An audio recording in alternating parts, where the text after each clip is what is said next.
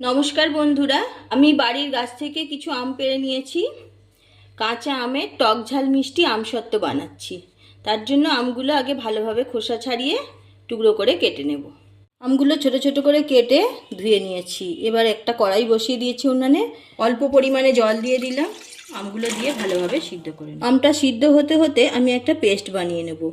আদা ছোট ছোট করে কুচি করে নিয়েছি, আর দিচ্ছি ধনে পাতা।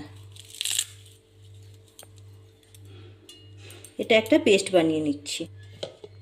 পেস্ট বানানো হয়ে গেছে। শুকনো লঙ্কা নিয়েছি, শুকনো লঙ্কাগুলি আমি কুচি করে কেটে নেব। ছোট্ট ছোট্ট করে এইভাবে কেটে নিচ্ছি। দুটো থালা নিয়ে নিয়েছি, একটু সর্ষের তেল থালায় মাখিয়ে দিচ্ছি। তেল মাখিয়ে দিলে আমসত্ত্বগুলো খুব ভালোভাবে উঠে যাবে। এইভাবে থালায় ভালো মাখিয়ে দিলাম, দিয়ে রোদ্দুরে বসিয়ে দেবো। থালাগুলো একটু রোদ্দুরে গরম করে নেব। আমগুলো সিদ্ধ হয়ে গেছে, একটা বাটিতে ঢেলে নিয়েছি কড়াই থেকে।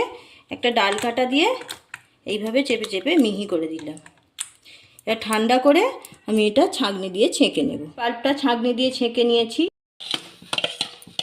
এবার দিয়ে দিচ্ছি পরিমাণ মতো চিনি।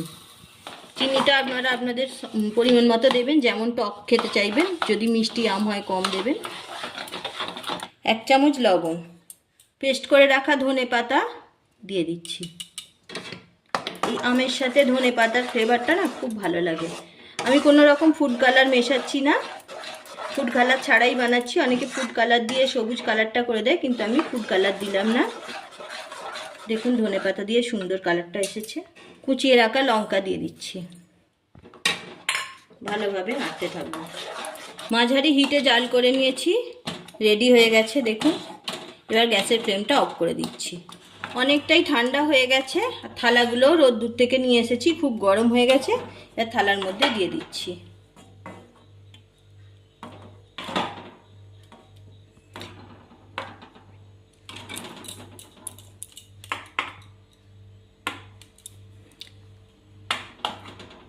আর একটা থালাও দিয়ে নিচ্ছি। 3টে থালা হয়েছে, রোদ্দুরে মেলে দিলাম। শুকনো হওয়ার পরে দেখাচ্ছি।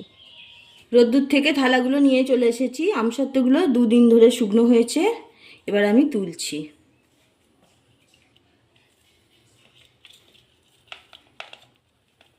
কত সুন্দরভাবে উঠে যাচ্ছে, দেখতেও কত সুন্দর হয়েছে। দেখুন কতটা পাতলা হয়েছে।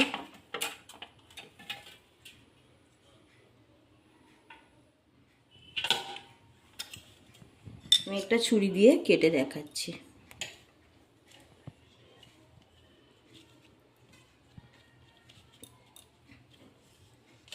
এইভাবে রোল করে নিচ্ছি।